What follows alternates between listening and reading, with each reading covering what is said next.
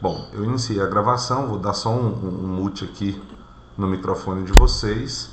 Caso vocês queiram falar, vocês coloquem na mensagem, no chat, que vocês querem falar, e aí eu ativo o microfone de vocês novamente, tá bom? Depois eu disponibilizo essa aula, nós estamos com um número aí bacana assistindo, tá bom? A quantidade de alunos assistindo, então tá bem. Hoje estou gostando, hoje foi bom. Não sei se é porque o pessoal está com saudade da aula, acredito que sim, né? Então vamos lá. Então, nós vamos continuar falando sobre genética. Na verdade, nós vamos falar sobre genética, acredito que até ali mais ou menos outubro, meados de outubro, nós ainda vamos estar falando sobre genética e tem muita coisa ainda. Nós vimos, fazendo só um retrospecto, a gente viu a primeira lei de Mendel, né? Fez toda aquela introdução sobre a primeira lei de Mendel, e alguns exercícios, algumas atividades sobre a primeira lei. Vamos fazer mais ainda. Quando eu for gravar minhas aulas, eu vou dividir as aulas gravadas fazendo... Na verdade, nós vamos continuar fazendo sempre, porque a segunda lei de Mendel, ela, na verdade, ela tem que ter o conhecimento da primeira lei. Você aplica o conhecimento da primeira lei. O que muda agora? O que muda agora é só uma coisa, o seguinte. A segunda lei de Mendel, ela é, na verdade, vou até mudar o slide aqui, ela é, na verdade, quando você passa a estudar simultaneamente, né, mais caracteres. Você tem um estudo de mais caracteres, né? Então, por exemplo, pode ser 2, 3 ou mais, mas no geral a gente estuda 2 ou no máximo 3. Né? Pode ser 4, 5, mas aí já vira... A nomenclatura já nem busca mais, o nome mais usado é dihibridismo ou trihibridismo. Dihibridismo é o exemplo que nós vamos utilizar, inclusive no cruzamento teste, ele fez justamente o dihibridismo, que é o que eu vou mostrar para vocês. Então eu coloquei só para vocês estarem vendo aí, ó, que ele começou a estudar de forma simultânea 2 ou mais caracteres ao longo dessas gerações. Então a gente tinha visto que várias características das ervilhas, mas ele fez separadamente e fez o cruzamento teste, obtendo aquela proporção 3:1. Na segunda lei, o que vai mudar agora é que ele vai juntar mais caracteres e fazer juntos, simultaneamente. E aí é o que nós vamos aprender. Nós vamos aprender a calcular isso. Antes eu calculava uma característica, depois eu calculava outra, depois outra. Agora nós vamos fazer uma forma que a gente calcula junto e dá a resposta junto. Então aí vai entrar uma parte da matemática muito interessante, que é uma parte da probabilidade, onde você aplica uma regrinha que é chamada regrinha do E, que eu acredito que vocês, se não viram, ainda vão ver dentro de matemática na probabilidade, que é quando você tem mais de uma probabilidade simultânea, né?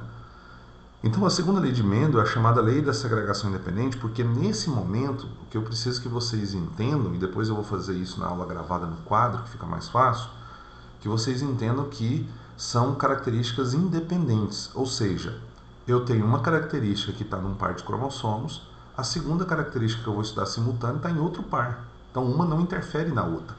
Por isso que ela chama segregação independente. Uma independe da outra, beleza? Então não vai ter, na verdade, aí uma amarração. Se uma acontecer, inibe a outra. Não. Sempre vai ter segregação independente dentro da segunda lei de Mendel. Então, em cada par de genes. Se eu pegar 5 características simultâneas, eu tenho 5 pares de genes distintos. Por que eu estou falando isso? Porque depois nós vamos ter um outro assunto dentro da genética chamado linkage, aonde aí sim eu tenho características, 2 ou mais, no mesmo par de cromossomos. Aí não segrega independente, aí é amarrado, tá? Mas isso é para frente. Então, assim, ó, é uma segregação independente que estabelece que os fatores que Mendel chamava, que são os alelos, para 2 ou mais características se distribuem independentemente, olha o que ele está falando, durante a formação dos gametas e se combinam ao acaso. Beleza? Me dá só um ok aí se vocês estão ouvindo, tá? Porque eu estou falando, mas espero que estejam todos ouvindo. Só me dá um ok aí, a galera, se vocês estiverem ouvindo no chat. Beleza. Laurinha, se você perder alguma coisa, o áudio seu travar, porque você me disse por causa da internet, Preocupa não que eu estou gravando e vou disponibilizar a aula, tá? Possivelmente até hoje mesmo eu já disponibilizo. Mas então, retomando só um pouquinho, é só para vocês lembrarem. É uma segregação independente, onde as características estão distribuídas nos cromossomos. Na verdade, a segunda lei de Mendel, você tem junto no mesmo exercício, mas eu posso simplesmente, é o que eu vou mostrar na minha próxima aula, você pode simplesmente separar e fazer como se fosse a primeira lei de Mendel. A diferença é que no final você junta. Você junta para poder ter uma resposta única, tá? O cruzamento teste, ele segue o mesmo padrão. Então eu vou mostrar para vocês aqui, ó, que o cruzamento teste, ele segue o mesmo padrão. Parece difícil para vocês entenderem, mas eu vou tentar mostrar para vocês. Olha para vocês verem, ó. Quando eu mexo o mouse, vocês visualizam o mouse na tela ou não? Deixa eu só ver se vocês estão vendo a visualização do mouse. Ah, sim, beleza. Então, olha só. Se vocês verem, ele pegou uma geração parental e obteve uma geração F1. Tá? Uma geração parental e obteve uma geração F1. Na geração parental, ele pegou, aqui no caso ele está pegando duas características, a cor da semente e a textura da semente. A cor a gente já estudou, amarelo dominante, verde recessivo. A textura da semente, rugosa recessivo, lisa dominante. Por isso que usou a letra R do recessivo, tá vendo? V e R. Mas o raciocínio é igual. Então o que ele fez? Ele pegou uma amarela lisa, que é o duplo dominante, tá aqui, ó, e cruzou com uma dupla recessiva, que tá aqui, ó. Ao fazer isso, ele ainda mostra qual o tipo de gameta que forma. Porque o gameta, vocês lembram que a meiose separa os cromossomos.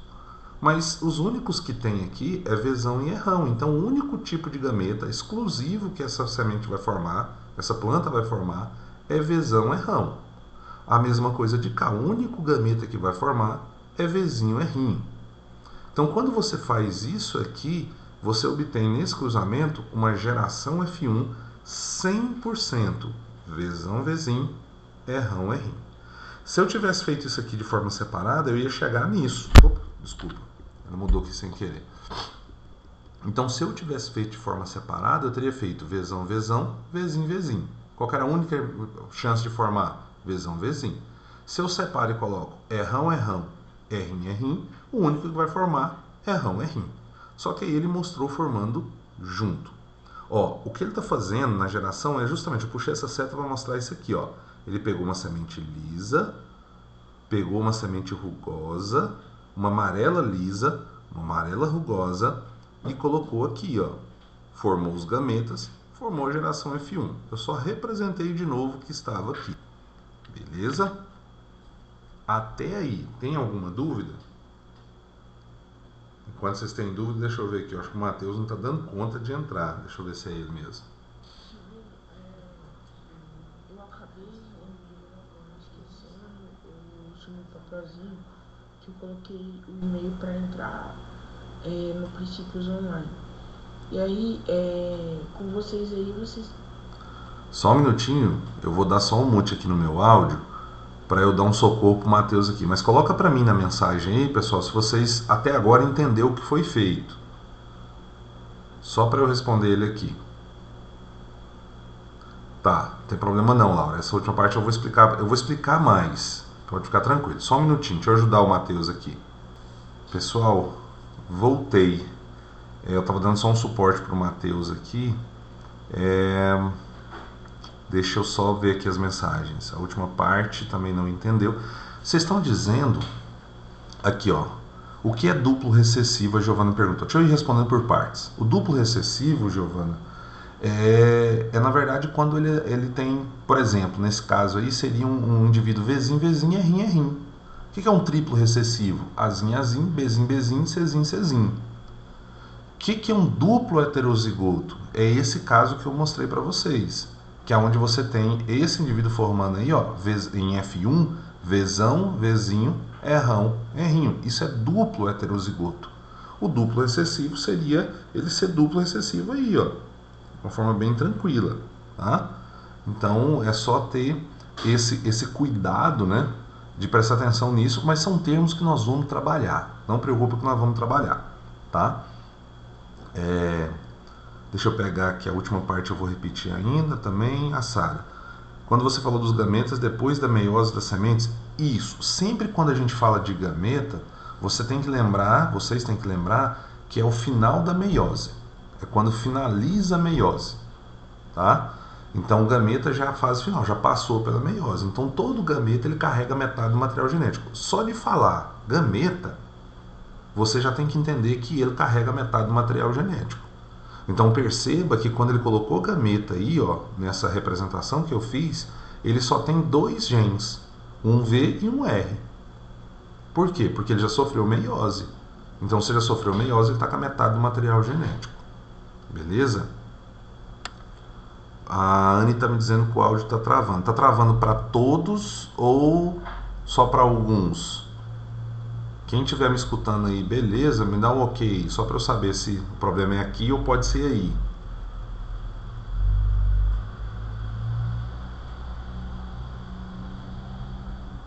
A maioria está dizendo aí que está dando uma travada. Bom, então pode ser uma oscilação na minha internet. Deixa eu colocar para vocês aqui.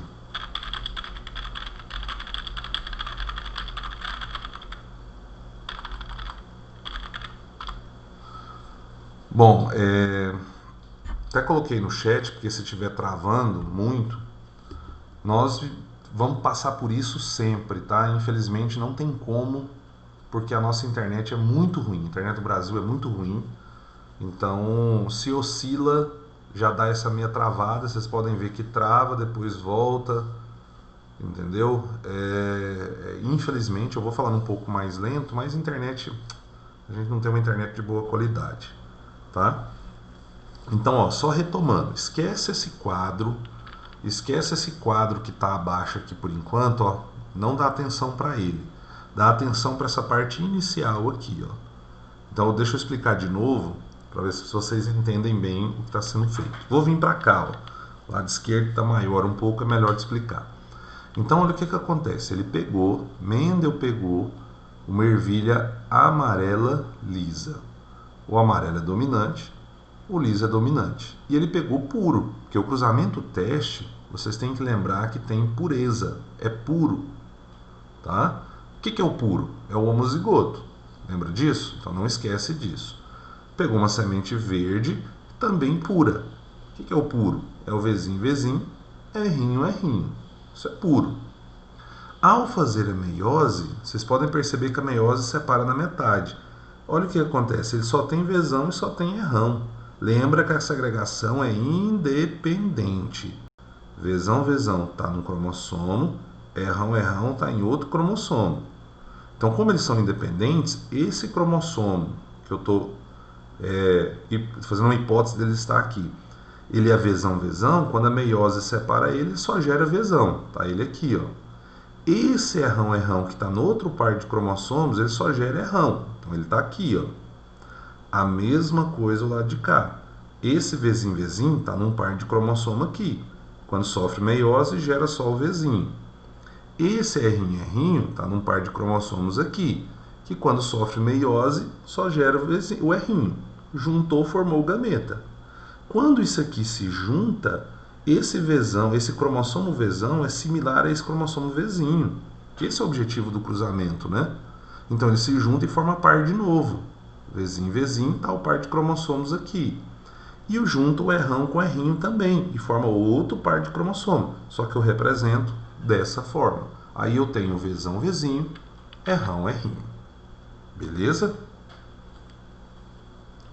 Mas um gameta só possui um V e um R? Sim, Sara, porque nós estamos falando de 2 características de 2 pares de cromossomos. Se eu tenho 2 pares, quando ele divide, ele forma só com um cromossomo de cada par. Então ele carrega apenas um gene. Beleza? Então ele carrega o Vzão e um Rrão, igual eu expliquei agora. E no caso da superfície, ele carrega um Rrão e um Rrinho, porque são 2 pares. Deu para entender agora dessa forma que eu fiz? Dá um feedback aí. Deixa eu ver as dúvidas de vocês antes de passar para frente.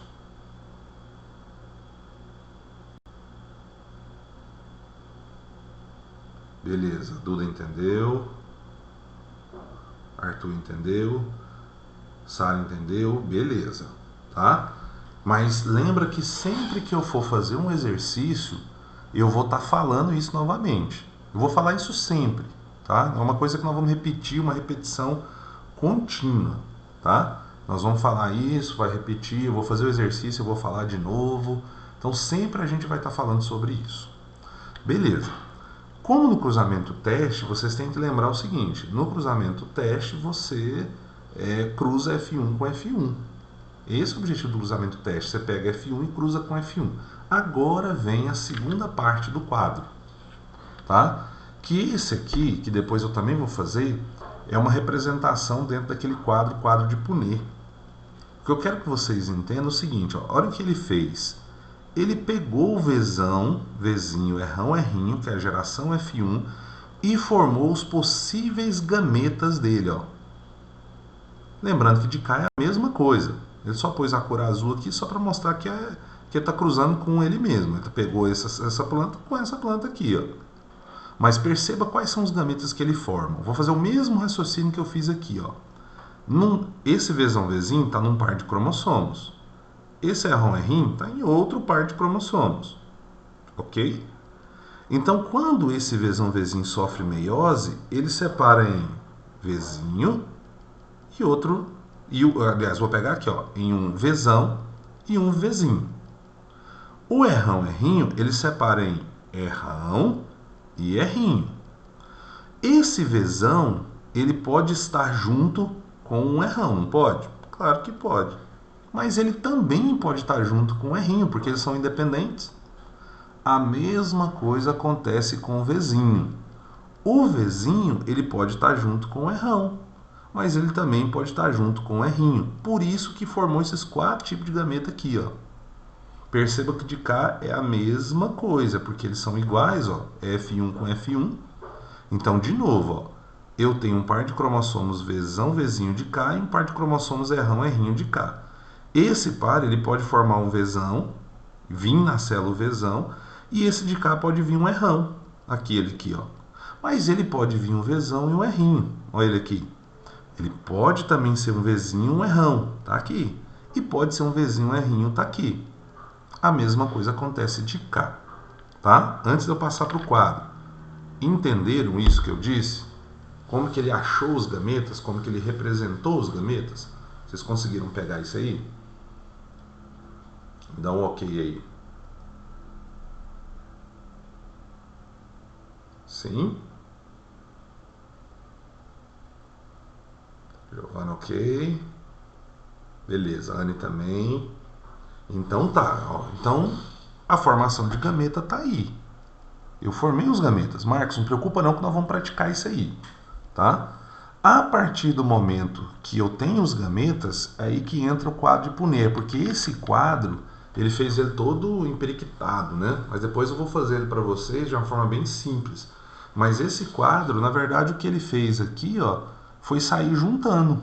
Ele pegou esse gameta aqui e juntou com esse gameta aqui, deu esse aqui, ó.